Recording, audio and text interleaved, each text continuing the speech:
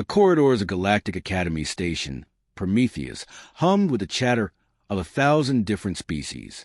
In the year 2187, this floating marvel of engineering housed the brightest young minds from across the galaxy, or at least, that's what the promotional materials claimed.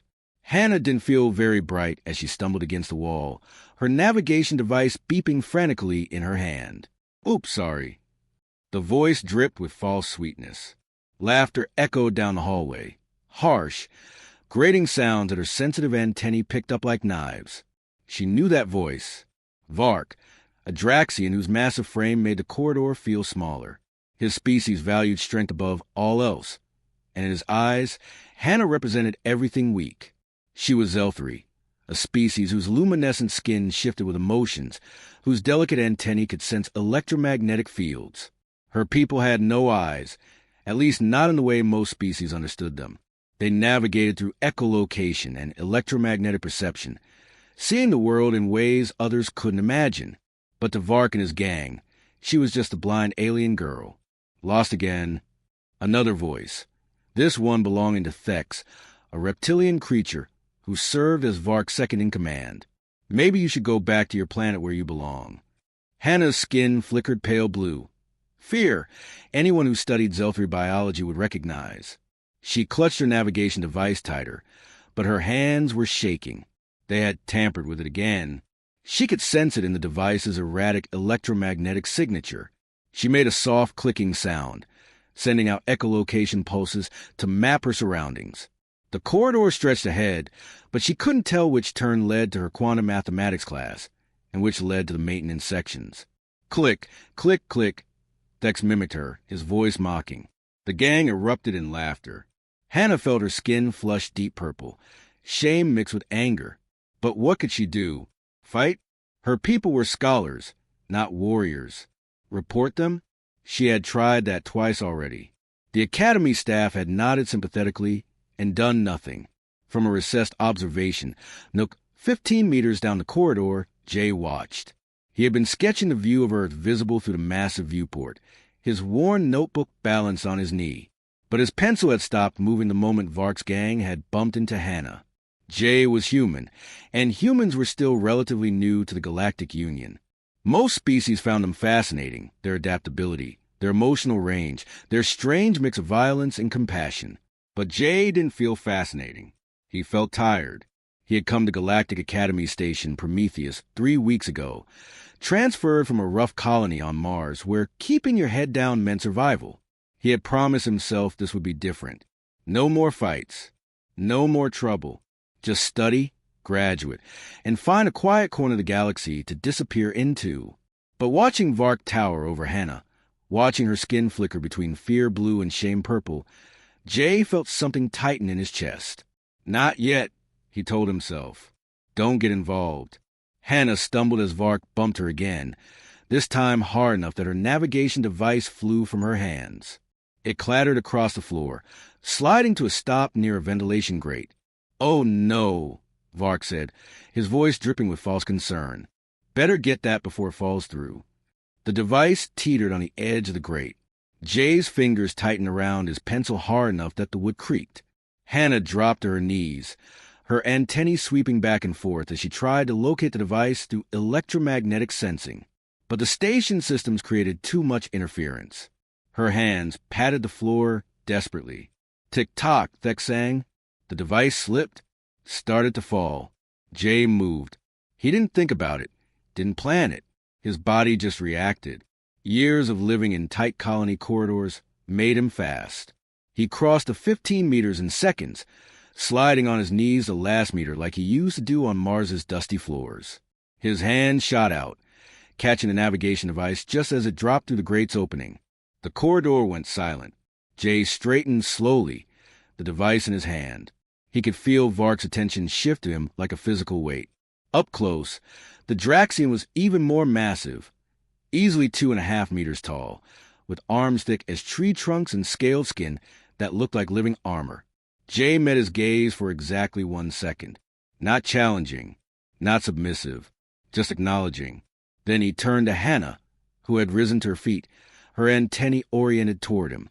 Her skin had shifted to orange, confusion mixed with surprise. Jay held out the device. Her hand found his, and she took it carefully. Her fingers brushed his palm, and he felt a faint tingling sensation, her electromagnetic sense reading him. "Thank you," she whispered. Jay didn't respond. He just nodded, then remembered she couldn't see the gesture. "You're welcome," he said quietly. Vark took a step closer. That was stupid, human. Jay looked at him again, still not challenging. "Maybe. You know what happens to people who interfere?" "I can imagine." Vark's eyes narrowed, but something in Jay's tone, calm, not afraid, but not aggressive either, seemed to confuse him. He was used to fear or defiance. This quiet acceptance was something new.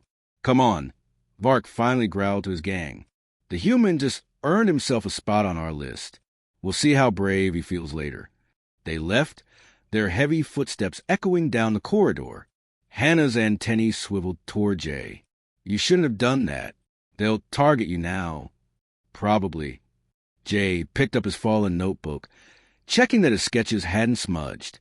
"Why did you help me?" Jay considered the question. Why had he? He had promised himself no more involvement, no more standing up, no more trouble. "I dropped my pencil," he lied. "Was already coming this way." Even without eyes, Hannah somehow gave the impression of seeing right through him. Her skin shifted to soft pink, gratitude mixed with something else. "Hope, maybe." "I'm Hannah," she said. "Jay." "Thank you, Jay. Really." He shrugged, uncomfortable with her gratitude. "You should get class. Want me to walk you there?" Yes. Please." They walked in silence, Jay matching his pace to hers. When they reached her classroom, Hannah paused at the door. "Will you be okay?" she asked.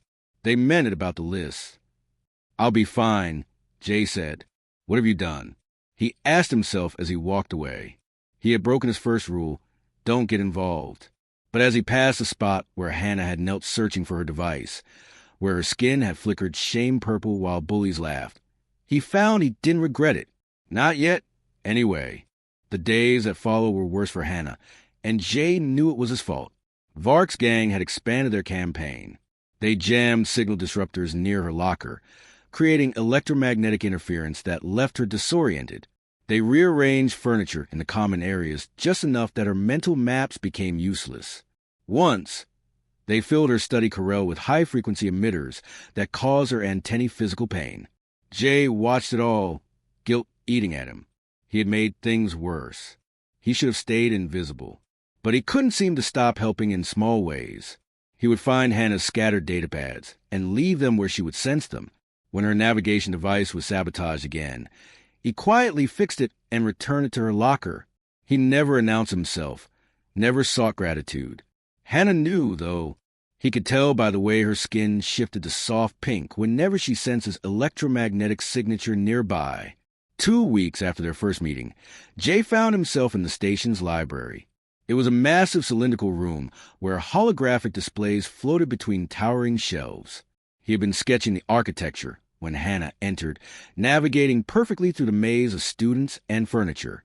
She found a quiet corner and pulled out a project, some kind of mathematical model displayed in three-dimensional light. Her fingers danced through the equations, rearranging them with a grace that suggested she could see them better than any sighted being.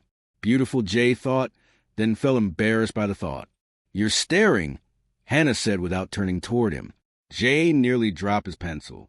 "How did you know?" "Your electromagnetic signature. It's been focused on me for 7 minutes." Her skin flickered with faint amusement. "Also, you hold your breath when you concentrate. I can hear it." "Sorry, I was just watching." "You do that a lot." Her antennae swiveled toward him. "Why?" Jay didn't know how to answer. "I used to live on Mars Colony 7. Rough place. You learn to watch everything, notice when trouble was coming. And you see trouble coming for me." "Yes." Hannah's skin darkened to deep blue. "You can't keep helping. They'll hurt you." "Maybe." "Definitely." She turned back to her equations, but her fingers had stilled. "On my world, we have a saying, the stone that stands alone breaks first. On Earth, We say that evil happens when good people do nothing. Is that why you help? Because you're good. Jay laughed bitterly. I'm not good. I've done things back on Mars. I just don't like bullies. They sat in silence for a while. Hannah working on her equations, Jay pretending to sketch, but mostly just watching her work. There's a Cultural Unity Day coming up, Hannah said eventually. Each species showcases something from their culture. I'm representing the Zeltari. That sounds important. Terrifying is more accurate. Her skin flickered between orange and purple. My people's entire acceptance in the Galactic Union might depend on how well I do. No pressure, right? Jay heard the attempted humor, but also the real fear underneath. What are you presenting? Harmonic mathematics. It's how my people understand the universe. Everything is vibrations, frequencies, patterns of energy. I'm going to demonstrate how it led to breakthroughs in quantum field theory. Sounds impressive. It sounds like a perfect opportunity for Vark to humiliate me in front of the entire academy. Hannah's antennae drooped slightly.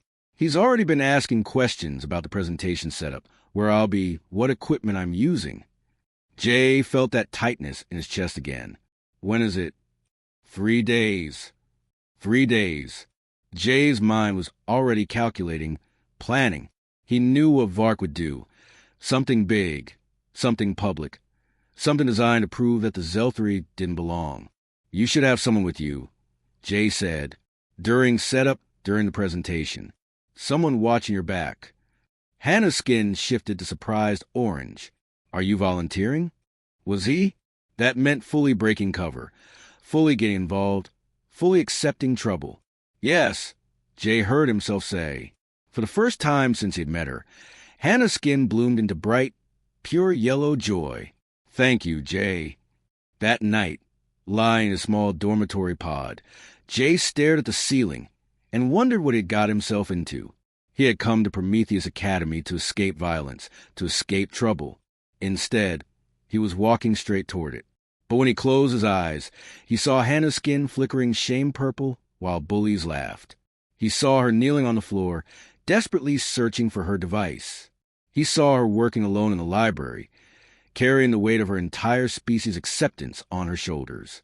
The stone that stands alone breaks first. Maybe it was time to stop standing alone. The next 2 days passed in tense preparation. Jay helped Hannah set up her equipment. Carefully calibrated sensors that would translate her harmonic mathematics into something other species could understand. The technology was delicate, sensitive to electromagnetic interference. These are calibrated to within 1,000th of a hertz, Hannah explained, her fingers adjusting a crystal array. Even minor disruption could ruin the entire demonstration. Jay examined the equipment with a skeptical eye. This is what I was afraid of. What do you mean? It's vulnerable. Vark doesn't need to attack you directly. He just needs to disrupt your equipment. Hannah's antennae drooped. I know, but this is the only way to demonstrate harmonic mathematics. Without the translation equipment, no one else can perceive what I'm showing them. Jay thought for a moment. What if we had backup equipment, hidden somewhere they wouldn't think to look? The equipment takes hours to calibrate, and I'd need to know its exact position. I'll be there. I can describe the position. Hannah hesitated. You do that? Yes. Her skin bloomed yellow again. They worked together for another hour, setting up a hidden backup system in a maintenance panel behind the stage. It wasn't perfect, but it was something. On the morning of Cultural Unity Day, Jay woke early. He dressed carefully, not his usual worn colony clothes, but the formal academy uniform he had never bothered to wear. If he was going to make a stand, he might as well look presentable doing it. The Great Hall was already filling when he arrived. Students from dozens of species mingled, their different forms and colors creating a living kaleidoscope. Jay spotted Vark near the back, surrounded by his gang. They were watching the stage with predatory interest. Hannah was backstage, her skin flickering rapidly between colors. Fear, anticipation, determination. When Jay approached, her antennae swiveled toward him. You came, she said, and he could hear the relief in her voice. Said I would. Jay, if something goes wrong. It won't. But if it does, then we'll handle it. The presentations began. Each was met with polite applause. Then it was Hannah's turn. She walked onto the stage, her posture straight despite her obvious nervousness. Her skin had settled into a calm blue-green. Jay watched from the wings, his eyes constantly scanning the crowd, looking for threats. Hannah began her presentation. Her voice was soft but clear as she explained harmonic mathematics, how her people perceive the universe as an infinite symphony of vibrations. Jay walked onto the stage. Every eye in the great hall turned toward him, 1,000 beings from 100 species, all watching as one quiet human boy crossed the floor toward the kneeling Zeltari girl. "Enough," Jay said. His voice wasn't loud, but in the sudden silence, it carried to every corner of the hall. Vark's laughter died. The gang's jeering stopped. Even the faculty members watching from the balcony leaned forward. Jay knelt beside Hannah. She was trembling, her skin flickering rapidly through colors: white pain, blue fear, purple shame. Her antennae had curled protectively against her head. "The backup system," Jay said quietly. "Behind you, 3 meters. Can you access it?" Hannah's antennae twitched. Through the pain, she was listening. "I'm here," Jay continued. "You're not alone. Try the backup." Slowly, Hannah's shaking lessened. Her antennae uncurled, sweeping cautiously. She made soft clicking sounds, locating the backup system. Then her skin brightened slightly. She had found it. With trembling fingers, she activated it. The holographic patterns returned, more stable than before. The audience murmured in surprise and appreciation. Hannah's presentation resumed, her voice shakier now but determined. Jay stood and turned toward Vark. The Draxian had risen from his seat, his massive frame pushing through the crowd toward the stage. His expression was pure rage. No one defied him like this. No one made him look foolish. "Human," Vark growled, climbing onto the stage. "You've interfered for the last time." The faculty members were moving now, trying to reach the stage, but they were too far away. The students parted before Vark like water before a shark. Jay didn't move. He stood between Vark and Hannah, his stance relaxed but balanced. Anyone from Mars Colony 7 would have recognized it. A fighter's stance disguised as casual posture. "You think you can stop me?" Vark loomed over him, nearly twice his size. "You think you can protect her?" "I think," Jay said quietly, "that you're going to leave her alone." "Why?" "Because you'll stop me." Vark laughed. "You're half my size, human. Size isn't everything. You're about to learn different." Behind Jay, Hannah's presentation continued. She was describing the practical applications of harmonic mathematics, how it had led to breakthroughs in quantum computing. Her voice was growing stronger as the backup system held steady. "You're scared," Jay said, and Vark's laughter stopped. "What did you say?" "You heard me. You're terrified." Vark's scales flushed darker. "I'm not scared of anything, especially not some scrawny human." "Not of me. Of her." Jay gestured toward Hannah, without taking his eyes off Vark. "Of anyone different. Of anything you don't understand. That's why you hurt her, because she scares you. She's weak. She's brilliant. She earned her place here through intelligence, through hard work. What did you earn your place with? Family money? Connections?"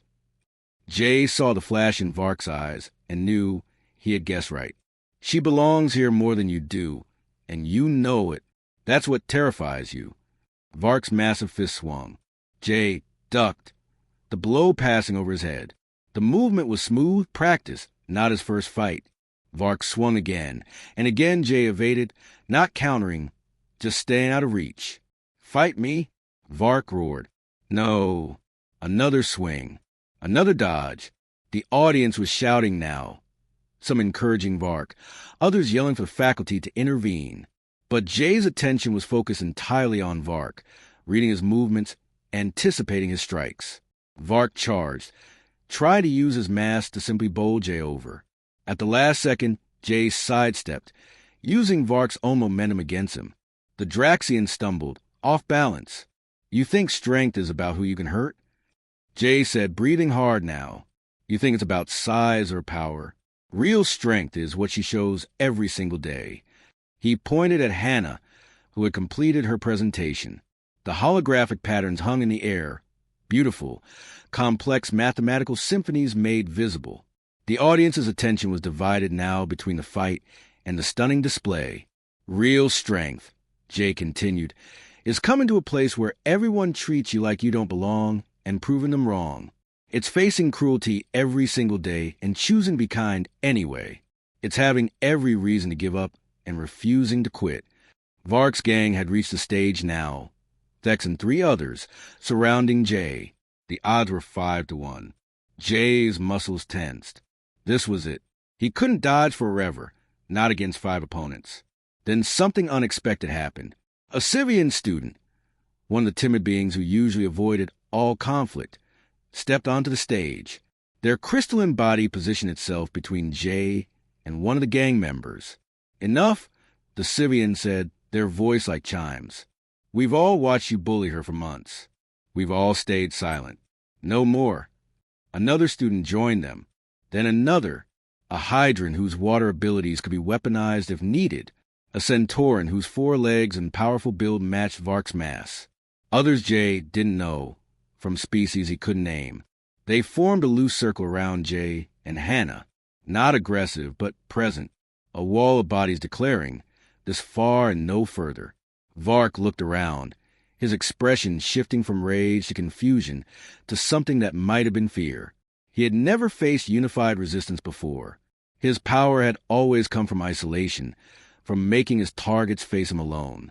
He wasn't facing alone anymore. This isn't over, Vark snarled, but he was backing away. Yes, said Professor Kell, finally reaching the stage. It is... Vark, you and your associates will come with me. Now. Security personnel arrived, forming a barrier between Vark's gang and the other students. The Draxian shot one last hate-filled glare at Jay, then allowed himself to be escorted away. The hall erupted in noise. Students talking, faculty members calling for order, the presentation system still displaying Hannah's completed mathematical models. Jay felt hands steadying him. The Civian student who had been first to join him offered a crystalline appendage in support. Thank you, Jay said, surprised at how shaky his voice sounded. You stood first, the Civian replied. You made it possible for the rest of us. Hannah had finished her presentation, but she wasn't paying attention to the displays. Her antennae were oriented entirely toward Jay. She crossed the stage, her movements precise despite everything that had happened.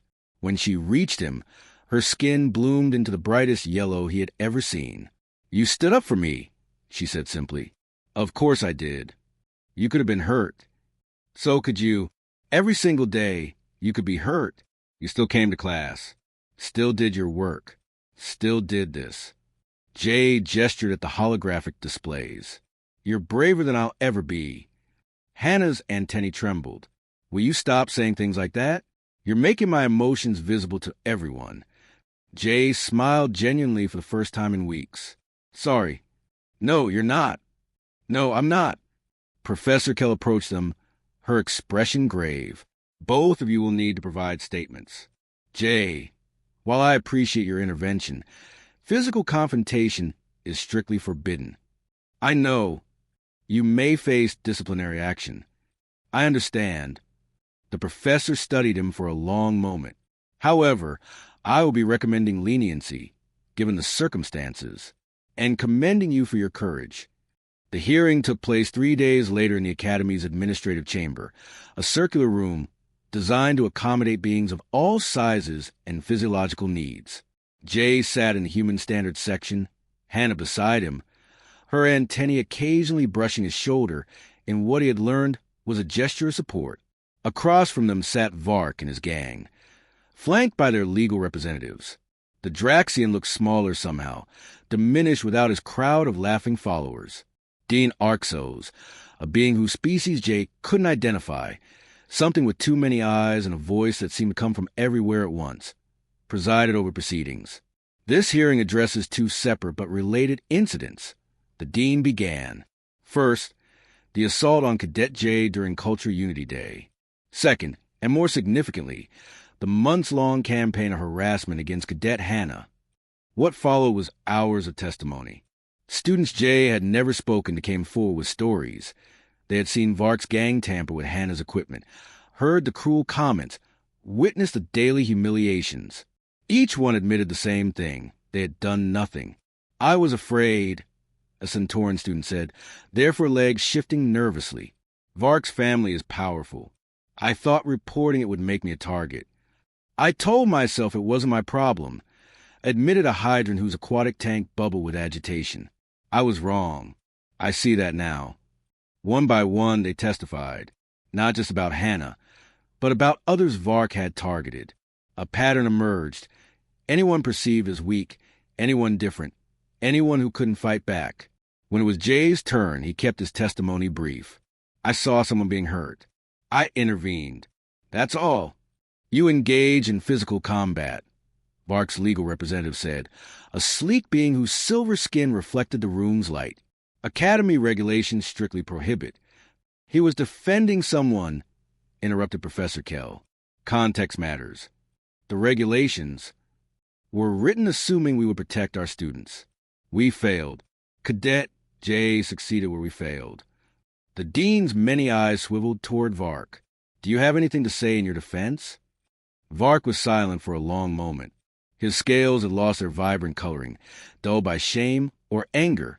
Jay couldn't tell which. She didn't belong, Vark finally said. The Zelthri, they're weak. The academy is meant for the strong.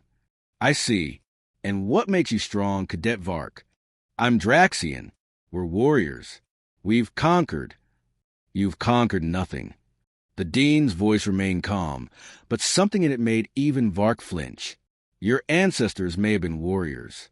You are a student who tormented someone weaker than yourself. That doesn't make you strong. It makes you a bully and a coward. Vark's scales flushed dark with anger, but he said nothing. This academy, the dean continued, addressing the entire room now, was founded on a principle that all species, regardless of their physical capabilities, deserve the opportunity to learn and grow together. We have clearly failed to uphold that principle. He turned to the faculty members present. Effective immediately, new protocols will be implemented. Anti-harassment training for all students and staff. Anonymous reporting systems.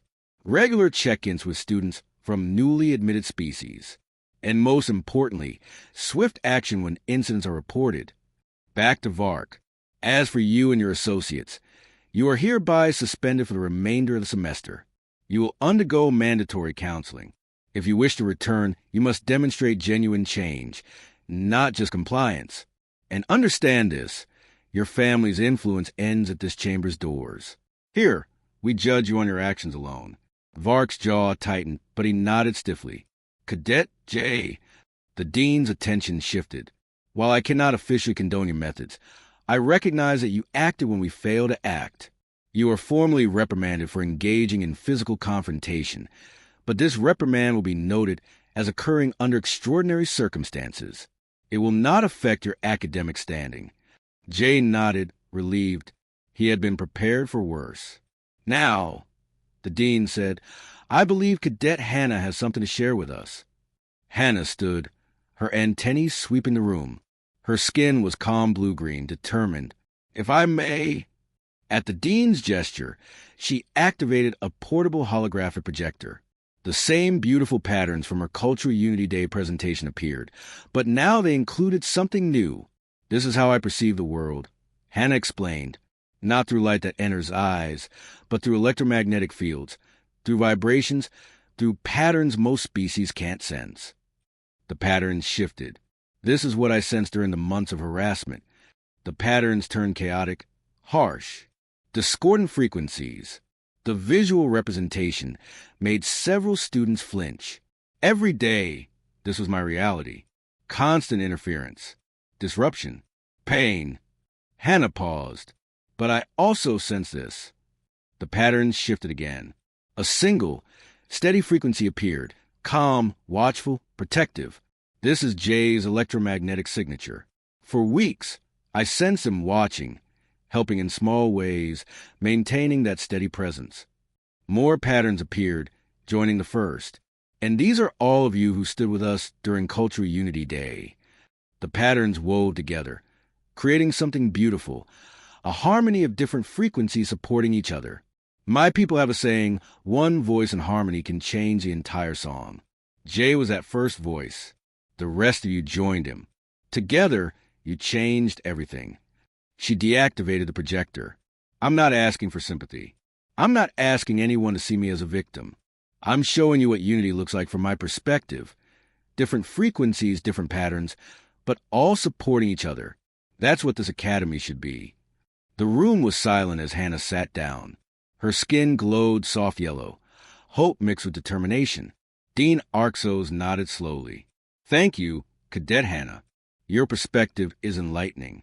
This academy has much to learn from you. The hearing concluded shortly after. As students filed out, several approached Hannah, offering support, asking questions about her perception of the world. She answered patiently, her confidence growing with each interaction. Jay slipped away from the crowd, heading toward his usual refuge, the observation deck with its view of Earth. But he had barely settled into a spot when he sensed someone approaching. You always come here, Hannah said, finding a seat beside him. How did you know where I would be? I've been mapping your pattern for weeks. You always retreat here after stressful situations. Her antennae swept toward the viewport. What's it like, seeing your home planet from here? Jay looked at Earth, blue and white, beautiful and distant, complicated. I left for a reason, but I miss it sometimes. Tell me about it. What you see. So Jay described it. The swirl of clouds over the Pacific, the visible outline of continents, the tiny lights of cities on the dark side. He had never been good with words, but he tried, wanting to share his view with someone who experienced the world so differently. It sounds beautiful, Hannah said when he finished. They sat in comfortable silence for a while. Jay found himself relaxing in a way he hadn't since leaving Mars. No need to watch for threats. No need to stay alert. Just peace. Can I ask you something? Hannah's antennae angled toward him. Back on Mars, what happened? You mentioned you had done things. Jay's hands tightened on his notebook. He had known this question would come eventually. Mars Colony 7 was rough. Gang violence, territorial disputes, limited resources. I was 14 when I joined Protection Group. Just kids trying to keep our sector safe. He paused, the memories flooding back. One day, a rival group attacked a market. Hurt civilians. We responded. I responded. I put 3 of them in the hospital. Could have killed one if others hadn't pulled me off. Jay, I told myself it was defense, that I was protecting people, and maybe it was, but I also enjoyed it. The power, the fear in their eyes. That scared me more than anything. Hannah's antennae brushed his shoulder gently. But you stopped. My grandmother made me leave, sent me here, said I needed to choose, become someone defined by violence, or learn there were other ways to be strong. Jay laughed bitterly. Ironic, isn't it? I came here to escape fighting, and ended up in another fight. But it wasn't the same, Hannah said firmly. You didn't enjoy it. You didn't seek it out. You fought because someone needed defending, and you stopped the moment the threat was contained. Isn't it the same? No. Her skin shifted to confident gold. Trust me on this. I've been sensing your electromagnetic signature for weeks. When you defended me, you were afraid. Your signature was erratic, stressed. You did it anyway, but you weren't enjoying it. That's not the same as what you're describing. Jay thought about that, about how his hands had shaken afterward, how sick he had felt, even though he had known it was necessary. Maybe you're right. I'm definitely right. Hannah's tone was so matter-of-fact that Jay smiled despite himself. You're not a violent person. You're someone who stands up when others won't. That's actually kind of terrifying, because standing up means being visible. Being visible means being vulnerable. Yes, Hannah agreed. It does. But it also means being connected, being part of something larger. The stone that stands alone breaks first, remember? Neither are you, Jay said quietly. They sat together as Earth turned slowly below them, as the stars wheeled overhead. as the station hummed with life around them. For the first time in a long time, Jay didn't feel alone.